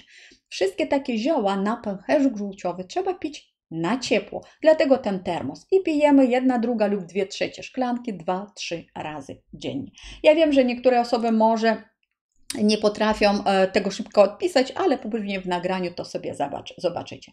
Oczywiście kamienie też można drobić, szczególnie jeżeli to są już uwapnione kamienie, no to można próbować je rozdrobnić, żeby w miarę możliwości też uniknąć takiego poważnego zabiegu, kiedy usuwają pęcherzyk żółciowy. Natomiast jak kamienie są bardzo duże, zatykają drogi żółciowe, wywołują mocne stany zapalne, blokują przejście żółci, czasami ten stan jest nieunikniony. Dlatego kiedy mówimy o profilaktyce, o ziołach, o dobrym odżywianiu, o ruchu, to właśnie do takich sytuacji nie chcemy dopuścić. No i to, co już mówiłam, że kwasy, sole kwasów żółciowych to się stosuje dodatkowo uzupełniająco, żeby nie było tak, że tylko jakąś tabletkę sobie kupuję lub jakąś mieszankę znalazłam ekstraktów roślinnych w kapsułkach, połykam i liczę na to, że problem się rozwiąże.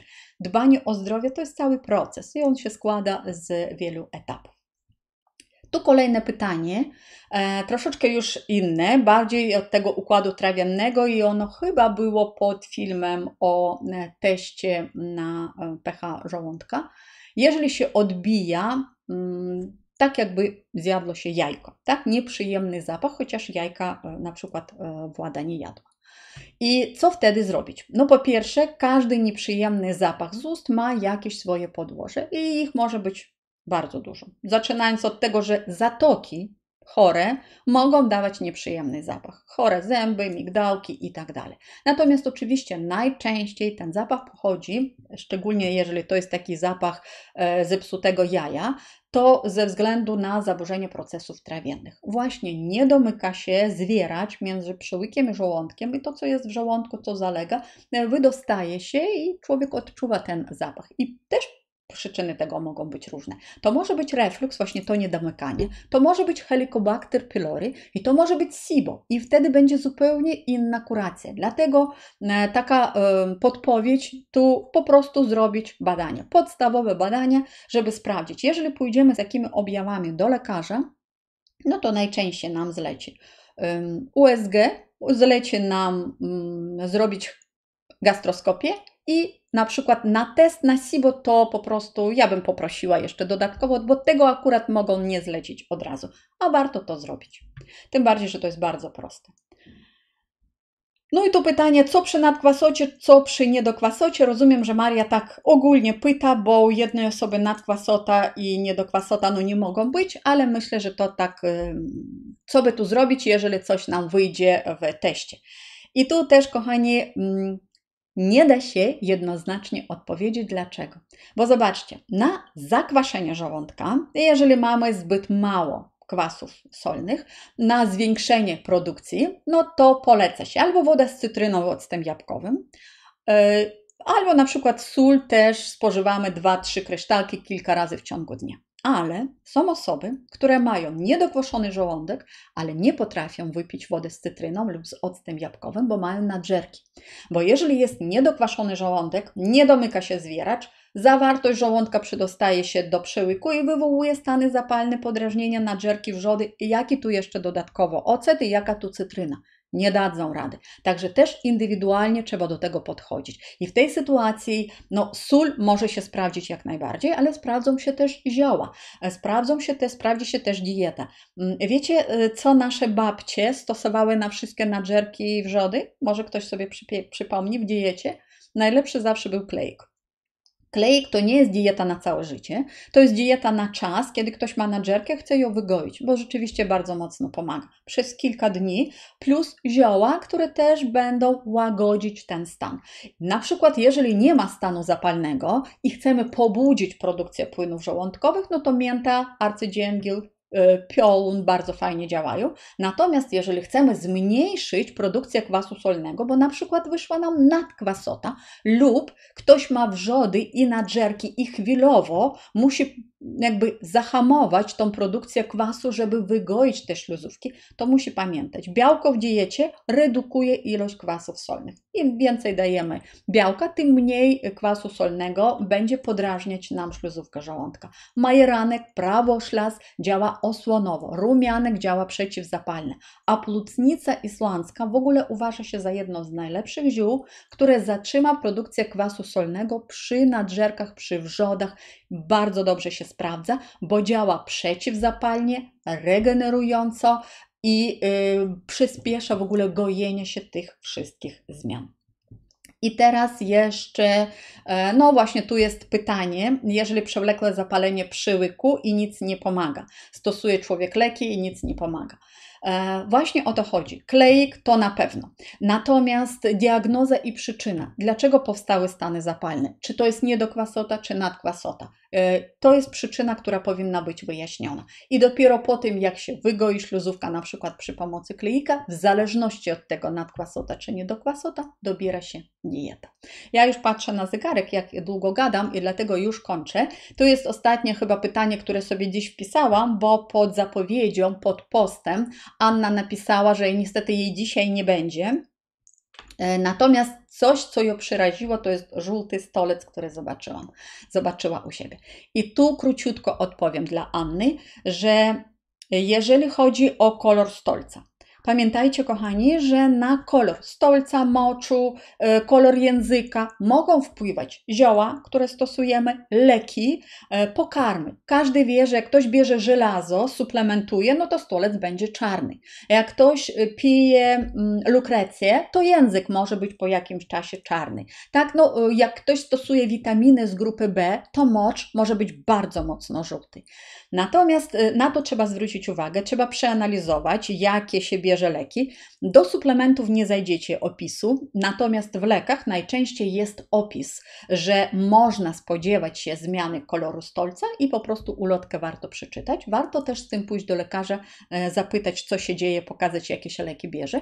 Natomiast na co jeszcze warto zwrócić uwagę, bo rzeczywiście z jednej strony nie trzeba się przerażać, tak jak Anna mówi, jest przerażona, bo naczytała się w internecie, przerażać się nie trzeba po prostu to zbadać, ale bardzo dobrze, że zwraca na to uwagę, że tego nie lekceważy, bo za kolor stolca też odpowiada właśnie funkcja wątroby i pęcherzyka żółciowego. Może Państwo wiecie, że jak jest mocny stan zapalny wątroby, to mocz staje się ciemny, a stolec się odbarwia, staje się bardzo jasny. Natomiast taki żółty kolor może wskazywać na problemy z pęcherzykiem, na zastój żółci, na kamicę żółciową i to trzeba przebadać, a to jest też bardzo proste. Lekarz na pewno zleci USG, próby wątrobowe, można zrobić też badanie samego kału. Także takie pytania, które były, na te pytania odpowiedziałam. Mam nadzieję, że to Wam wyjaśniłam. I teraz, kochani, już przechodzę do Was, do osób, które są ze mną na żywo. Któreś pytania tu zobaczę, spróbuję, a resztę to mi po prostu te pytania możecie zadać i ja to sprawdzę, czy ja, o tak mogę wyłączyć te slajdy i teraz tylko jeszcze sobie zobaczę te komentarze. Ok, to już patrzę. Pytania. O, teraz mi będą uciekać. Zacznę tu. Czy można przedawkować ostropest, jak brać przy zniszczonej wątrobie? No, wszystko zależy, co to znaczy zniszczona wątroba. Ostropest, żeby przedawkować, to się nie stosuje po prostu bardzo dużo naraz, natomiast jeżeli chodzi, to są te dawki tak jak zwykle stosowane, czy to będą w tabletkach, czy to będzie jako zioło, będziesz mielić sobie po prostu tę łyżeczkę ostropestu, tyle się poleca dziennie, natomiast chodzi o to, żeby to było po prostu długo. Do ostropestu na pewno dodałabym na wątrobę karczoch i korzeń z mniszka. One trzy te produkty bardzo dobrze działają razem. Jak to jest z kocanką przy pęcherzyku? Małgorzato, tak jak mówiłam, kocanka przy kamieniach w pęcherzyku może być stosowane jako jedno z ziół w mieszance, ale nie poleca się stosować samo, bo zwykle na mieszankę bierzemy jedną łyżkę ziół i parzymy na szklankę. Szklanka takiego naparu na zastój żółci będzie bardzo dobra. Na kamicę może być niebezpieczna, bo może ruszyć jakiś kamień. Natomiast jeżeli robisz mieszankę, tak jak podawałam, kilka ziół, między innymi są zioła rozkurczowe, a kocanka, tam będzie 1/5 tylko z tej całej łyżki, którą zaparzysz, no to wtedy takiego efektu niekorzystnego nie będzie, ale pozytywny tak. Jak często powinnam robić lewatywy podczas kuracji na pasożyty, jeśli mam chroniczne zaparcie? 2 razy w tygodniu czy częściej? Kochana, Patryk, to kochany. Patryk, jeżeli masz zaparcia, to wypróżniać się trzeba minimum raz dziennie. Przy tym bardziej odrabaczaniu, bo tak jak mówiliśmy, niektóre leki tylko paraliżują pasożyta, a jak przez 2 dni nie będzie się wypróżniać, to on się ocknie i z tego odrabaczania nic. Dlatego codziennie w czasie odrabaczania albo stosuje się lewatywa, albo stosuje się różne środki. Tak jak mówiłam, sól gorzka może być stosowana lub może być olej stosowany, który też ma bardzo mocno takie działanie przeczyszczające. Szumy w uszach. Tu szumy uszne, ja mam 2, nawet 3 filmy na kanale. Teraz tego nie opowiem, bo to by było naprawdę bardzo długo, ale proszę poszukać na kanale, jest tak, szumy uszne, jakie są przyczyny, bo to jest bardzo ważne. Drugie, jakie są zioła na szumy uszne i trzeci film to ćwiczenia na szumy uszne. Bardzo mocno pomagają. Wbrew pozorom, bo niektórzy myślą, co tam pouciskam uszy i mi pomoże. Zobaczycie, jakie mocne daje to efekty. Jak można sobie poradzić z pokrzywką skórną? Joanna, jeżeli chodzi o pokrzywkę skórną, wszystkie problemy związane ze skórą, czy to będą wypryski, pokrzywki, jakieś stany zapalne, otopowe, czy to będzie egzemy, łuszczyce, to najczęściej nie szuka się przyczyny na skórze. No chyba, że pokrzywą się poparzyłaś, no to wtedy to jest problem skóry miejscowy, ale ogólnie pokrzywki to jest reakcja na coś. Reakcja może być uczuleniowa, może być reakcja ze względu na zaburzoną florę bakteryjną w jelitach i trzeba po prostu zrobić porządek z jelitami przede wszystkim. Ulga, którą poczujesz, to jeżeli będziesz stosować kąpiele. Na takie pokrzywki bardzo sprawdzają się kąpiele albo sól z sodą, albo w krochmalu się robi kąpiel i najlepiej ona jest letnia lub nawet taka bardziej chłodna, usuwa to swędzenie. Natomiast to jest tylko doraźny sposób, a przede wszystkim robimy porządek z florą bakteryjną i z wypróżnieniem. Jak tak? Jest stolec u trzylatka po odrabaczaniu ze śluzem.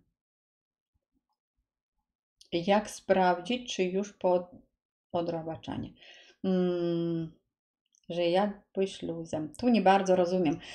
Nie do końca tu Józefiną zrozumiałam chyba. Jeżeli chodzi o śluz w stolcu dziecka, śluz, jeżeli jest w pokarmach, produkty mleczne, bardzo często się wytwarza, bo to są śluzotwórcze, bardzo często się pojawia śluz. W procesie oczyszczania, odrabaczania śluz to też może wychodzić. Ok, jak usunąć aluminium? Jeżeli chodzi o usuwanie aluminium, w ogóle metali ciężkie, wiecie, ja ostatnio nagrywałam filmik, relację z wyjazdu z konferencji Zdrowie bez leków, czego lekarz Ci nie powie, to powiem Wam, że rzeczywiście bardzo dużo mówione było o metalach ciężkich, o ich wpływ na układ nerwowy, na mózg, na zachowanie dzieci, a też osób dorosłych. I są różne sposoby na odtruwanie. Natomiast taki najprostszy sposób to jest chlorofil. I możesz poszukać u mnie na kanale. To jest, nie pamiętam nazwy tego filmu w tym momencie, albo usuwanie metali ciężkich, albo chlorofil na metale ciężkie. Chyba po prostu będzie to detoks z metali ciężkich. Znajdź ten filmik, tam opisuję, dlaczego chlorofil i jak go stosować. On jest bardzo bezpieczny w odróżnieniu od innych chelatorów, tych, które wiążą metale ciężkie, tym bardziej u dziecka.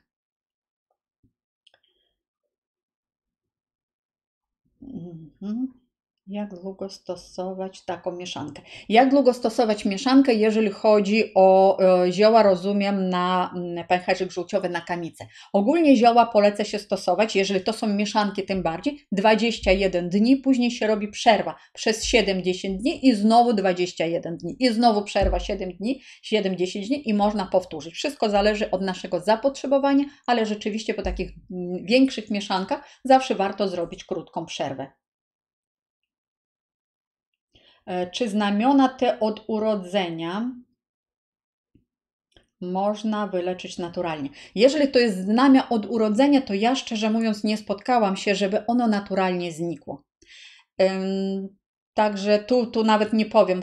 Chyba jednak to będzie bardzo trudne. Znamienia można, zależy też jakie, można czasami usuwać, ale to dermatolog powie, czy akurat takie znamie usunąć da się. W niektórych sytuacjach lekarze mówią, lepiej tego nie ruszać. I jeżeli pada takie hasło, lepiej tego nie ruszać rzeczywiście. Czy zioła łączymy porówno, czy po 50 gram? Kochana Iza, czy to będzie po 50, czy to będzie porówno, to będzie dokładnie to samo, bo równe ilości. Natomiast po 50 gramów to jest za dużo, bo wyobraź sobie, jak masz 5 lub 10 ziół w mieszance i po 50 gram dasz, to będziesz miała taki wór i lepiej tego nie robić. Lepiej wziąć sobie minimalną ilość, którą możecie tylko zdobyć, kupić. No myślę, że tak po 20 gramów sprzedają się, no to taką mieszankę zróbcie i to tak Wam na długo starczy. Czy udzielam porad indywidualnych? W tym momencie już nie, bo konsultacje są wpisane do końca czerwca i już nie ma w ogóle terminów, później zaczyna się urlop i naprawdę to jest u mnie bardzo trudne teraz z terminami i już nawet zawiesiłam tą możliwość. Teraz, kochani, mi pouciekały Wasze komentarze, które gdzieś tam u góry, jeżeli komuś nie odpowiedziałam, no to bardzo Was proszę, wklejcie jeszcze raz. Ja teraz przejdę się tu jeszcze raz i zobaczymy, ale możecie wkleić to pytanie. Co polecić na bezdech podczas snu? Stanisław, weź proszę Cię filmik, wejdź u mnie o chrapaniu. To jest jeden filmik i on był w tym miesiącu. Także możesz sobie zobaczyć, tam są wskazówki na chrapanie ogólnie i na bezdech senny. I tu no niestety no, to nie jest takie proste, jednak ja myślę, że niektóre wskazówki będą pomocne. Tak, wrzucać podcast. Jeszcze raz czytam. Tak, pani Marlena z blogu Akademię o regenerację wątroby. Jeszcze nie słuchałam, ale pani Marlena, podobnie jak pani Natalia, ma ogromną wiedzę. Dobrze, dobrze, bardzo dziękujemy za informację. Co na hemoroidy? Mariusz, jeżeli chodzi o hemoroidy, przede wszystkim hemoroidy to jest rozszerzenie żył, tak jak zastój żylny, tak samo jak żylaki. To są, dlatego inaczej się nazywają żylaki odbytu. Pierwsza rzecz, którą trzeba zrobić, jeżeli chodzi o wzmocnienie ścianki naczyń krwionośnych, ścianki żył, to jest witamina C i tu już w większych ilościach. Nie czysta witamina C, tylko z bioflawonoidami. Najczęściej to jest dzika róża, chociaż mogą być też inne bioflawonoidy. Najważniejsze, żeby nieczysta była w dużej ilości i tą witaminę C trzeba stosować. Kolejna rzecz to jest resveratrol. Resveratrol jest bardzo dobrym suplementem diety, które usuwa stany zapalne na ściance naczyń krwionośnych, który też pomaga rozrzedzić krew. Odpowiednią ilość płynu trzeba zadbać o to, także pilnuj ile pijesz. Nie stosować nadmiaru kofeiny, osłabia żyły, powoduje hemoroidy. I jeżeli, wiecie Państwo, teraz jest ogromna ilość artykułów na temat, jaka to kawa jest zdrowa i że trzeba pić po 5 kaw dziennie. Uważajcie, ja ogólnie bardzo lubię też badania czytać, ale czasami nie wiem, kto te badania robił i ile za te badania było zapłacone, żeby takie rzeczy opowiadać, bo owszem, kawa ma swój pozytywny wpływ na układ nerwowy, pobudza układ nerwowy. Z kawy, też z kofeiny robią się nawet niektóre leki, na przykład na migrenę, ale wszystko, co jest w nadmiarze, zaczyna nam szkodzić. No przecież wiadomo, że lek i trucizna pochodzą z tego samego źródła, wszystko tylko zależy od dawki. Nadmiar kawy powoduje, że naczynia są bardzo słabe. Jeżeli pijesz kawę, spróbuj sobie na 3-4 dni kawę odstawić. Bardzo dużo osób po tym, jak odstawi kawę, mówi: o, to nie zniknie całkiem, nie znikną hemoroidy, przestaną boleć, a przestaną krwawić. To już jest coś. Dodatkowo, jeżeli chodzi o hemoroidy, to bardzo pomagają ćwiczenia. Pamiętajmy, że nasze żyły, one mają takie kieszonki w środku i trzeba je stymulować, żeby ta krew, no nie było tego zastoju. Zadbaj o to, żeby nie było zaparć, to jest bardzo ważne. Jeżeli musisz, rób sobie lewatywy, ale zaparcia powodują, że no, będzie ten zastój jeszcze się zwiększał. Zewnętrznie pomagają różnego rodzaju nasiadówki, ciepła, zimna. W ziołach, na przykład kora dębu pomaga, szczególnie jeżeli krwawią, i bardzo się sprawdza surowy ziemniak. Surowy ziemniak można zrobić na 2 sposoby. Można zetrzeć na tarce i zawinąć w taką króciutką gazę, zrobić sobie taki czopek i włożyć do zamrażarki i później taki czopek wstawiać do odbytu. Albo, jeżeli to jest trudne, no to wyciąć po prostu taki kawałek jak czopek rozmiarem z surowego ziemniaka i takie czopki sobie stawiać. Też sok z ziemniaka zawsze bardzo dobrze goi. No jedynie, że no do wewnątrz to my możemy połknąć, jeżeli chodzi do odbytnicy, no to możemy zrobić takie czopki. Bardzo dobrze też można stosować różnego rodzaju maści, na przykład nagietkowa maść, ogólnie tak jak nagietek. One działają przeciwzapalnie, bo można robić okłady z nagietka lub można też kupować maści, które będą działać przeciwzapalnie. No są też naturalne maści, niektóre jeszcze z dodatkiem różnych składników przeciwbólowych, no bo wiadomo, że jak jest ból, tym bardziej przy wypróżnieniu, to w ten sposób też można sobie pomóc. Tak. Mariusz, ja wyleczyłam się suszoną jarzębiną, smarowałam maścią z nagietka. No super, Justyna, dziękuję Ci bardzo. Skuteczny sposób na zakwaszanie żołądka. Zobacz, na zakwaszanie żołądka, to co mówiliśmy, kilka razy dziennie po prostu sól kłodawska lub sól morska, parę ziarenek, bo to też pomaga. Natomiast pomagają zioła, które tam dawałam na slajdzie, zobaczysz sobie jeszcze w nagraniu. Bardzo dobrze na zakwaszanie żołądka pomaga, jeżeli możesz pić wodę ciepłą, wodę z octem jabłkowym lub z sokiem z cytryny, pół cytrynki na szklankę, to można wypić, to będzie dobrze zakwaszać. Co nam jeszcze na zakwaszanie żołądka bardzo mocno pomoże? Teraz jak przyjdzie mi jeszcze coś do głowy, myślę, że to akurat wszystko wymieniłam, a jak coś mi jeszcze przyjdzie, to Ci powiem. Tak. Mój problem wynika, że sprzed 10 lat co miesiąc musiałam brać jednostek kretonalu. Oho, ibuprofen na ból głowy. Skutki fatalne. Oczywiście przy tak mocnych lekach. Tu jest rada na hemoroidy. Co jeszcze? Co pomogło? Bardzo dobrze, że sobie podpowiadacie. Co na temat picia czagi? No, czaga jest od dawna znana w medycynie naturalnej jako przeciwzapalny, bakteriobójczy, antynowotworowy środek. Wiem, że dość mocno krytykowany przez medycynę akademicką, natomiast no, badania są na ten temat i potwierdzone to jest nie przez jeden rok i nie przez nawet jedną kulturę. W wielu kulturach wykorzystuje się czagę. Laserowo usunąć może być, tak, jeżeli zaawansowany, czasami tak jest. Tak. Nie mam pęcherzyka żółciowego, czy dlatego boli brzuch i żołądek? To znaczy problem może nie jest, chociaż może tak się zdarzyć, że coś tam w czasie zabiegu, ale to nie o to chodzi, że po zabiegu zaczyna boleć, tylko prawdopodobnie jest jakiś większy problem. Na przykład jest problem z trawieniem, mogą powstawać wrzody i nadżerki, mogą powstawać mocne skurcze. Jak jest ból, to koniecznie trzeba zbadać, bo to się nie da zgadnąć, dlaczego boli.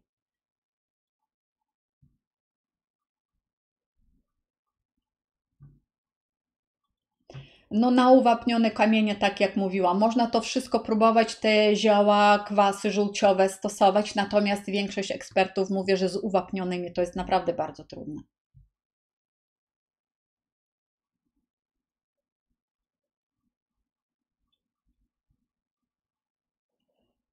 Jak ogólnie uzasadniać organizm suplementacją?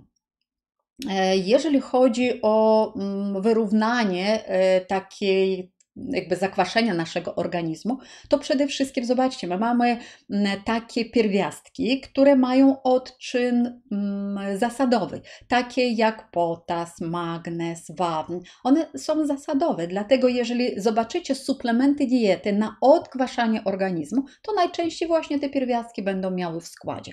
Kolejna rzecz to są chlorella, chlorofil i bardzo dużo w ogóle zielonych, liściastych warzyw. To jest to, co też ma jakby zasadowy odczyn i będzie odkwaszać nasz organizm.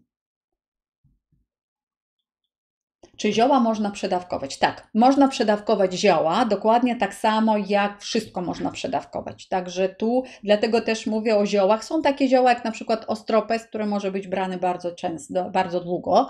Natomiast są takie zioła, które trzeba robić przerwy. Dlatego najczęściej w ziołach, w ziołolecznictwie kuracje polecają się 21 dni, jeżeli chodzi o dłuższą kurację. I później trzeba robić przerwę. I dlatego albo się robi przerwę, albo się stosuje inne zioła. Dla tych ziół jest bardzo dużo, także można na zmianę różne stosować.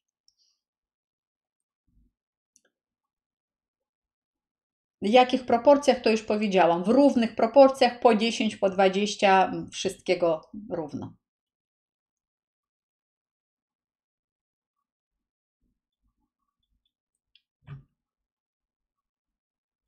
Mama przez całe życie dużo ruchu, a jest kamień w pęcherzyku żółciowym. Tak, kochana, bo też tak może być. No bo zobacz, mogą być inne powody, dlaczego to się pojawia. Jednym z powodów na przykład jest stres. Jeżeli ktoś jest w stresie i na przykład ma skurcz, to co z tego, że on dużo się rusza, a zestresowany, spięty, no to żółć się nie wydostanie. Albo mało ktoś pije bardzo wody, albo są inne procesy, bo tego naprawdę jest bardzo dużo powodów. Tak, to już odpowiedziałam. To też. Tak.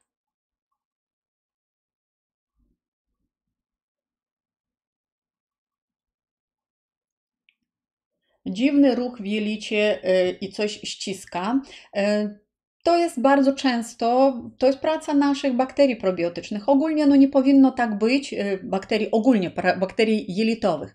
Jeżeli czasami trochę zaburzona flora, to możemy odczuwać takie przelewanie się, wzdęcia, bulgotanie, czasami to już takie większe jakieś zmiany. To jest wszystko flora bakteryjna. Można sobie to przeanalizować, bo w naturopatii poleca się, że jeżeli jakieś dolegliwości od strony układu pokarmowego, to bierzemy sobie taki dzienniczek zdrowia i po prostu piszemy od rana do wieczora wszystko, co by do buzi nie włożyliśmy, to piszemy godzina i co to było. Szklanka wody, ok, napisz szklanka wody. Jakieś tam, nie wiem, jabłuszko zjadłeś, to wszystko zapisać i jednocześnie obserwować i pisać po jakich pokarmach, jaka jest reakcja. To też bardzo mocno pomaga na przykład zrozumieć, jakich bakterii Ci brakuje, co organizm nie trawi, czy po białku, po stosowaniu na przykład zjadłeś mięso, wypiłeś kefir i coś się pojawiło, czy zjadłeś jakieś warzywa i coś się pojawiło. Jeżeli to jest taki produkt, który można wyeliminować, no to jak najbardziej, po prostu na chwilę go wyeliminuj, ale dodatkowo zastanów się,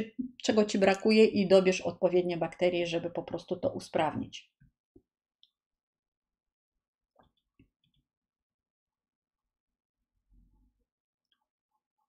Tak. I chyba, nie wiem, kochanie, czy ja wszystko co na SIBO, chyba na SIBO, tak? Pisze Maria. Co na SIBO. Zobaczcie, jeżeli chodzi o SIBO, to jest przerost bakterii w jelicie cienkim. I tu, jeżeli chodzi na SIBO, to przede wszystkim, jeżeli jest potwierdzone, bo to jest bardzo ważne, czy my mamy potwierdzone, bo zaburzenie flory bakteryjnej w jelitach, my stosujemy probiotyki. A jeżeli jest SIBO, przerost bakterii w jelicie cienkim, to my nie stosujemy w pierwszej kolejności probiotyki, bo my sobie zaszkodzimy.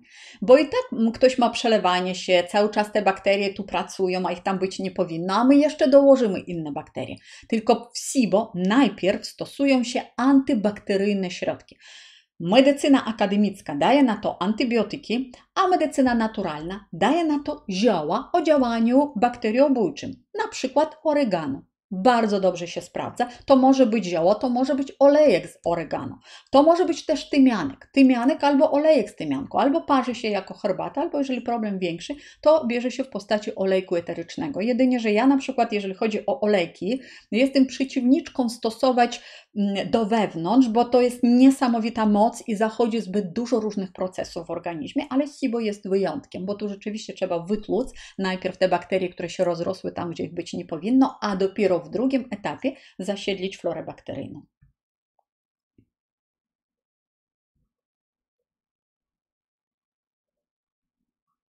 Co oprócz glisty czy grzybów może powodować gromadzenie się śluzu w gardle?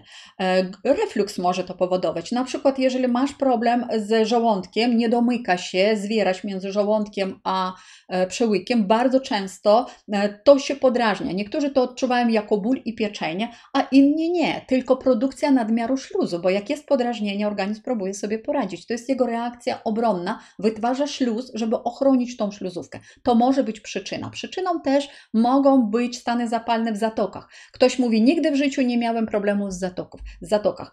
Zdarza się tak, że nie odczuwa człowiek, że tam coś się gromadzi, po prostu to spływa tylną ścianką, bo u niektórych to powstaje obrzęk na śluzówce, nie może oddychać, u kogoś to leci z nosa, a u kogoś właśnie leci tylną ściankę i człowiek myśli, że z zatokami jest wszystko w porządku, także też powodów może być inny. Na koniec dźwięk bardzo przerywa. O nie wiem, Basiu, czy ja stałam za daleko mówić, czy z internetem, czy mój komputer powiedział, ileż można gadać? 1,5 godziny. Ale Państwu dziękuję za Waszą wytrwałość.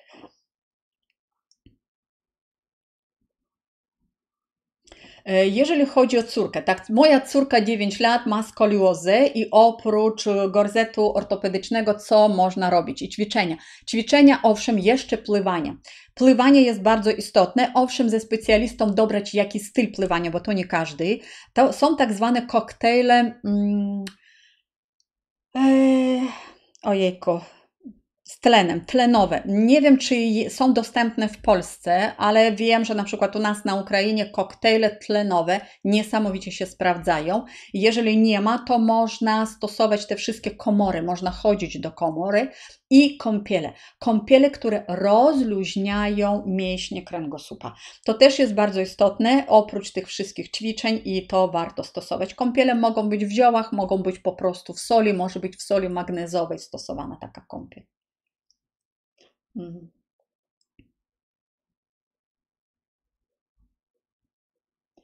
Dlaczego puchnie mi brzuch po każdym jedzeniu i później jest bezsenność? Sprawdzić, co się dzieje z florą bakteryjną. Puchnąć brzuch może, dlatego że jest jakaś nietolerancja, jakaś alergia, zaburzona flora bakteryjna lub SIBO. I to trzeba po prostu zbadać.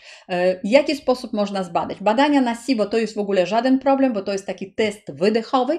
Można na niego dostać skierowanie, można zrobić prywatnie. To już, no jasne, że ze skierowania chyba lepiej, jeżeli w ogóle to się refunduje, to tego nie wiem. No i później, jeżeli SIBO nie ma, to flora bakteryjna można wyregulować poprzez stosowanie probiotyków. Jeżeli chodzi o nietolerancję, to też można zrobić albo badania na nietolerancję, albo sprawdzić sobie z zeszycikiem, pisząc, co nie służy.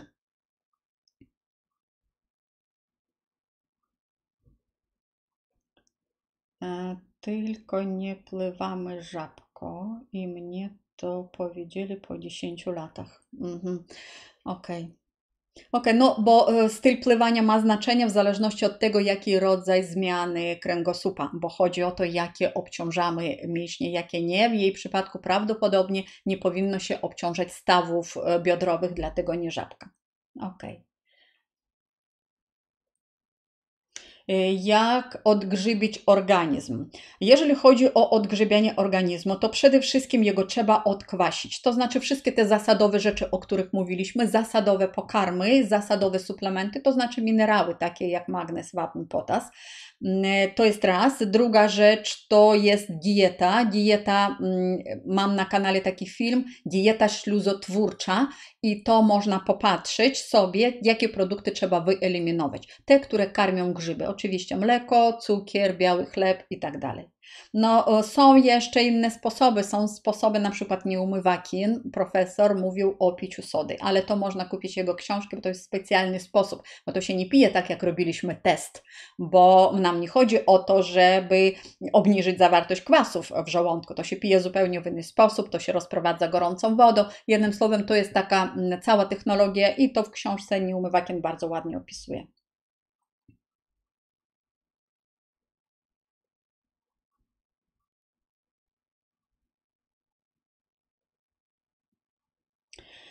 A co na choroby autoimmunologiczne? To znaczy, jeżeli chodzi o choroby immunologiczne, Edward, to na pewno nagram jeszcze jakieś parę filmików, natomiast wszyscy mówią o tym, że choroby autoimmunologiczne pochodzą z jelit między innymi, no chociaż tak jak mówiłam na początku, są absolutnie różne teorie i przede wszystkim, jeżeli chodzi o te choroby autoimmunologiczne, to zadbać o to, żeby było dobre wypróżnianie, żeby była dobra flora bakteryjna i żeby była dobra szczelność jelit. Tu się sprawdzają oprócz probiotyków kwasy masłowe, także maślany tak zwany, jak najbardziej można też posuplementować. Można też stosować zioła o działaniu przeciwzapalnym.